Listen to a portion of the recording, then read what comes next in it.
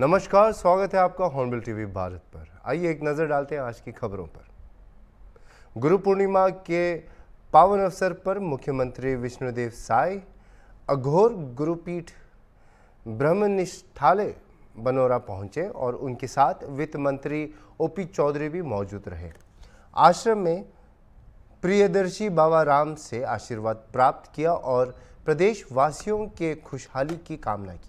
उन्होंने कहा कि वे हर साल इस आश्रम में आते हैं और बाबा जी से आशीर्वाद प्राप्त करते हैं। इसके पहले ग्राम महापल्ली मिनी स्टेडियम हेलीपैड में जिला प्रशासन, जनप्रतिनिधियों और ग्रामीणों ने गर्मजोशी से स्वागत किया।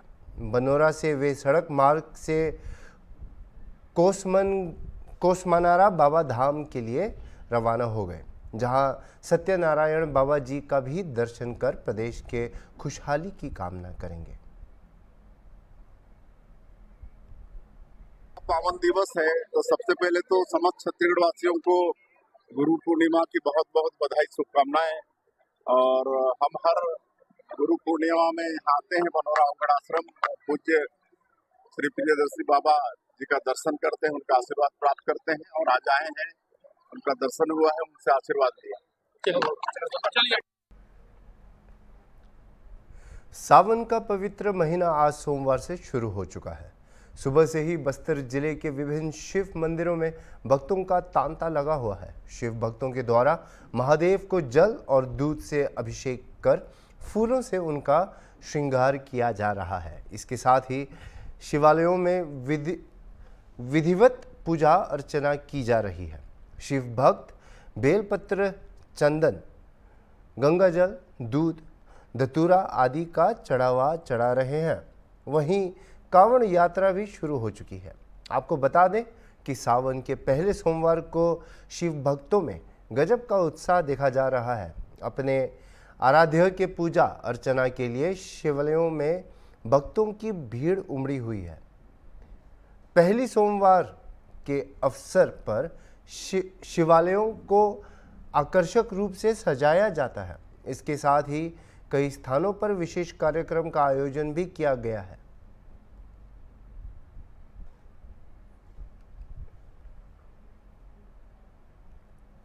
बीते 3 दिनों से हो रही लगातार बारिश से जिले से होकर गुजरने वाली खरखरा, तांदुला और शिवनाथ नदी अपने रौद्र रूप में है।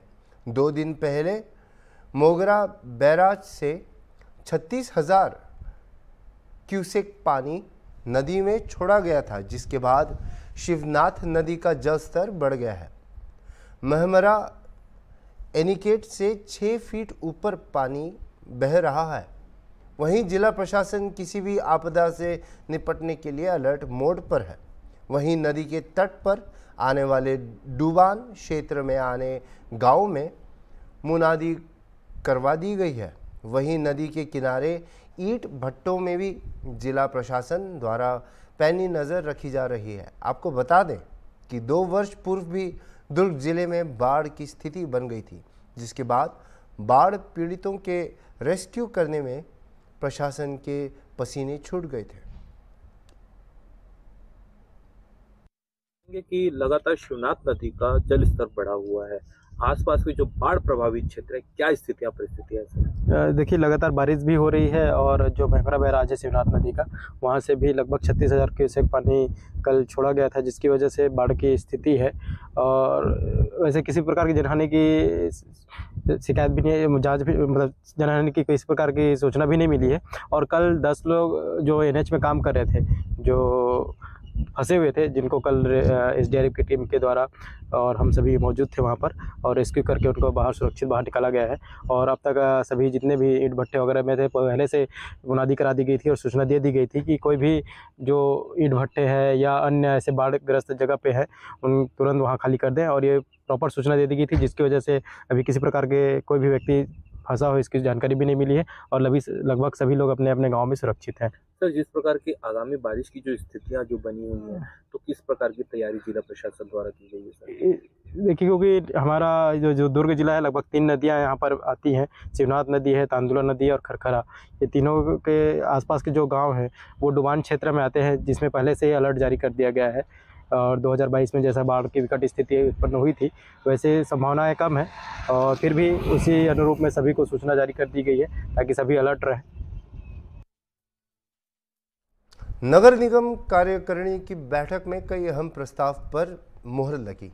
नगर निगम का नया मुख्यालय बनाने का जिम्मा कार्यदायी संस्था एनबीसीसी को दिया गया। कुड़िया घाट पर अटल बिहारी वाजपेयी की लगाई जाएगी 10 फीट और ऊंची प्रतिमा गरीबों के लिए नगर निगम बनाएगा आश्रय स्थल। विस्तारित क्षेत्र में सीवर और जल को लेकर काम किया जाएगा। जो हमारे 6 सदस्य जिन्होंने नया ज्वाइन किया था, उसके बाद ये पहली कार्यकारिणी की बैठक थी और इसमें जो है उनकी पहले तो पुष्टि की गई है उनके ज्वाइनिंग का। इसके बाद जो हमारी नगर निगम की नई बिल्डिंग बन रही है उसकी कार्यदायी संस्था का जो प्रस्ताव एनबीसीसी पर वो पास किया गया। शिवरी प्लांट में जो हमारा अभी टेंडर चल रहा है, एक्सप्रेस वेज जा रहा है, उसका जो टेंडर हुआ था उसमें एक कंपनी ने अभी बिड किया था, उसको रखा गया और उसमें ये निर्णय लिया गया कि इसको जो है दोबारा जो है टेंडर की डेट एक्सटेंड की जाए, क्योंकि एक कंपनी को हम स्टार्टिंग में अभी नहीं दे सकते। तो 21 दिन के बाद अभी उसको दोबारा शॉर्ट टर्म टेंडर के लिए अलाउ किया गया 2 साल के लिए।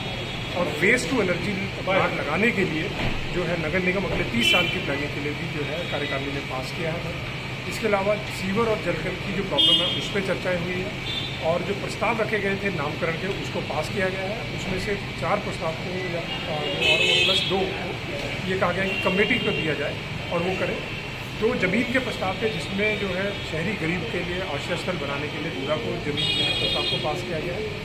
एक थाना बिजनौर में जो जमीन चाहिए उसको पास किया गया। विस्तारित क्षेत्र के लिए किस प्रकार की कार्य योजना है, जो कि विस्तारित क्षेत्र में सीवर की सबकी बहुत समस्या है। विस्तारित क्षेत्र में जो है पानी की जो योजनाएं हैं वो जो जितनी भेजी गई है वो रखा गया अमृत में और इसके अलावा जो बाकी बननी है उसको 10 दिन का टाइम देके उसको भी भेजने के लिए कहा। सर, नामकरण में कौन कर्मचारियों ने प्रदर्शन लगातार कर? ये कर्मचारी हमारे आरआर के कर्मचारियों का केस है जो वहाँ पे एक फर्जी अटेंडेंस रजिस्टर लगा के अपने अटेंडेंस लगा रहे थे किसी भी कार्यदायी संस्था के थ्रू से, उनके खिलाफ ये कार्रवाई। सर, नामकरण के कौन सी जगह है जो चिन्ह? नामकरण में जो चिन्हकरण किया है कि उसमें 3-4 प्रस्ताव है।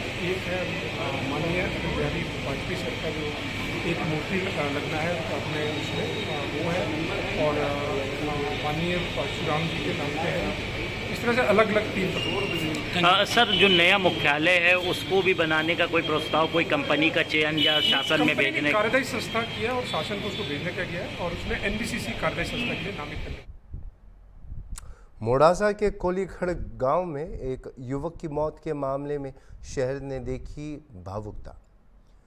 चौराहे पर मौन रैली और कैंडल मार्च का आयोजन किया गया है, जिसमें बड़ी संख्या में समाज के लोग उपस्थित रहे। न्याय की मांग करते हुए युवक की हत्या के आरोप में मृतक के परिजनों और समाज के लोगों ने न्याय की मांग की और मोमबत्तियों को जलाकर अपने विशेष मांग प्रकट किए।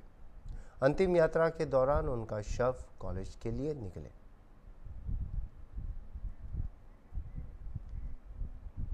छत्तीसगढ़ पुलिस अधीक्षक दिव्यांग कुमार पटेल के दिशा निर्देशन एवं नगर पुलिस अधीक्षक आकाश शुक्ला के मार्गदर्शन पर थाना प्रभारी जूट मिल निरीक्षक मोहन भारद्वाज द्वारा थाना क्षेत्र की निगरानी गुंडा बदमाशों एवं संदिग्ध गतिविधियों में संलिप्त बदमाशों पर सतत निगाह रखकर कार्रवाई की जा रही है। इसी क्रम में जूट मिल पुलिस को 2 शातिर मोबाइल चोरों को पकड़ने में सफलता मिली है। आरोपियों के कब्जे से पुलिस ने नए पुराने 13 नग विभिन्न कंपनियों के मोबाइल बरामद कर जब्त कर लिए हैं, जिनका वर्तमान बाजार मूल्य लगभग 1,81,000 रुपये है। दोनों आरोपियों को चोरी के अपराध में पुलिस ने रिमांड पर भेजा है।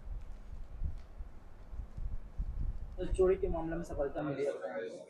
माननीय पुलिस अधीक्षक महोदय श्री दिव्यांग कुमार पटेल के दिशा निर्देश पर जूट मिल पुलिस को एक बड़ी सफलता हाथ आई है, जिसमें हाल में ही रायगढ़ में जो चक्रधर नगर एरिया, झूठमूल एरिया और कोतवाली एरिया में कई सारे मोबाइल चोरी होने की सूचना आ रही थी। इसमें कल 21 तारीख को अनिल शर्मा गजानंदपुरम के निवासी उम्र 43 साल, इन्होंने थाना झूठमूल में उनके मोबाइल फ़ोन OnePlus का चोरी होने का यहाँ पर रिपोर्ट दर्ज कराया था, जिसके अंतर्गत FIR क्रमांक 334/2024 दर्ज किया गया। उसमें अपराध भारतीय न्याय संहिता की धारा 303(2) के तहत चोरी अज्ञात चोर के खिलाफ अपराध पंजीबद्ध किया गया था।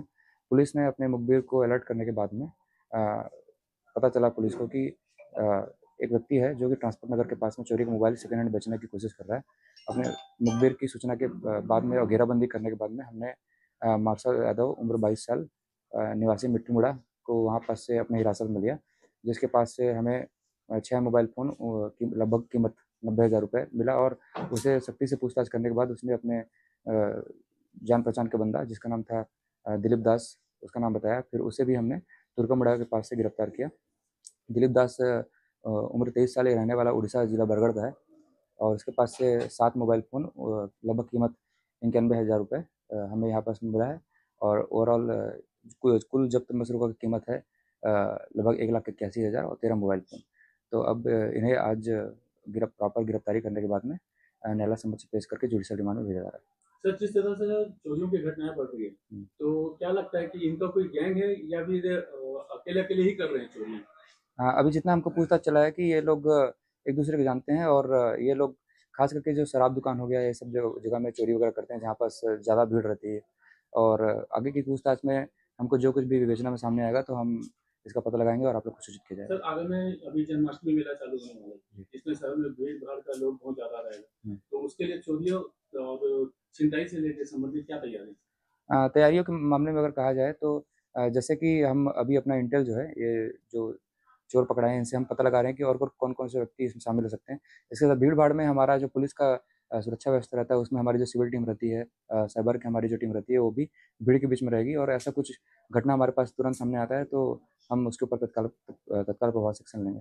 आरोपी का पिछला भी आपराधिक रिकॉर्ड है? अभी हमारे पास में पिछला आपराधिक रिकॉर्ड इनका एक निगरानी मार्शल यादव हमारे पास में झूठमूल थाने में निगरानी बदमाश यहाँ पास दर्ज है और पुराना भी आपराधिक रिकॉर्ड है इसका। पूर्व में कोई अपराध को अंजाम दिया? आपराधिक रिकॉर्ड है पूर्व में। और उसकी जो एयरगन से निकले छर्रे से एक युवक की हुई मौत की दर्दनाक घटना सेफाई में हुई। रील बनाते समय यह हादसा हो गया, जिसमें युवक को एयरगन से निकले छर्रे से घायल कर दिया गया। उसे मेडिकल कॉलेज सेफाई के लिए रेफर किया गया, लेकिन वहां पहुंचते ही डॉक्टरों ने उसकी मृत्यु घोषित कर दी। इस खबर की जानकारी मिलते ही उसके परिजनों में गहरा शोक छा गया। पुलिस ने एयरगन को कब्जे में लेकर मामले की जांच में शामिल हो गई है और यह मामला बिधुना कोतवाली क्षेत्र का है।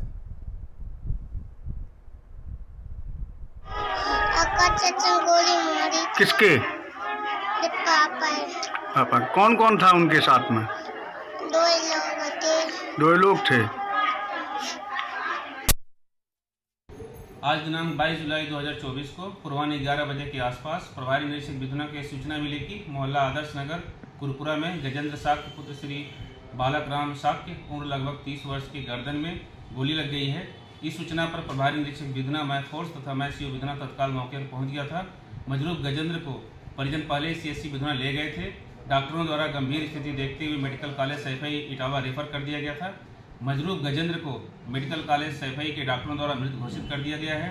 प्रारंभिक जानकारी से पता चला है कि मृतक गजेंद्र साक्य के चचेरे भाई आकाश पुत्र बसंत लाल उम्र लगभग 28 वर्ष के दोस्त गौरव जाटव पुत्र सर्वेश उम्र लगभग 22 वर्ष निवासी सराय प्रथम थाना बिधुना औरैया तथा निशु श्रीवास्तव पुत्र महावीर उम्र लगभग 23 वर्ष निवासी आदर्श नगर पंचायत बिधुना इंस्टाग्राम पर रील बनाने के लिए आज गिरेंद्र पाल सिंह सेंगर पुत्र प्रताप सिंह सेंगर निवासी सूरजपुर बिधुना की एयरगन मांग कर शूटिंग के लिए लाए थे। शूटिंग तहसील बिधुना के पीछे स्थित ग्राउंड में होनी थी। गजेंद्र अपने घर के सामने नल पर नहा रहे थे। उसी समय करीब प्रातः 9:30 बजे चचेरे भाई आकाश ने एयरगन से गजेंद्र की तरफ एक्शन किया, जिससे एयरगन से छर्रा निकलकर गजेंद्र के गर्दन के निचले हिस्से में लग गया था। मृतक गजेंद्र का शव मेडिकल कॉलेज सैफई में रख दिया गया है। घटना में प्रयुक्त एयर गन पुलिस कब्जे में ले लिया गया है। नीसू तथा गौरव जाटों को पुलिस हिरासत में लेकर पूछताछ की जा रही है। तहरीर अभी नहीं मिली है। तहरीर मिलते ही सुसंगत धाराओं में अभियोग पंजीकृत कर अग्रिम विधिक कार्रवाई की जाएगी। मौके पर कानून व्यवस्था संबंधी समस्या नहीं है। Doctor Ram Manohar Lohia medical institute में एमबीबीएस इंटर्न डॉक्टरों ने वेतन बढ़ोतरी की मांग को लेकर प्रदर्शन किया है। यह प्रदर्शन प्रदेश के सभी मेडिकल कॉलेजों और स्थानों में फैल गया है। यूपी सरकार द्वारा इंटर्न डॉक्टर्स को मिल रहे 12,000 रुपये के वेतन को लेकर उनकी असंतुष्टि है। इंटर्न डॉक्टर्स की मांग है कि उन्हें 30,000 रुपये के वेतन दिए जाए। अन्य प्रदेशों में इंटर्न डॉक्टर्स को 25,000 से 30,000 रुपये के बीच वेतन मिल रहा है।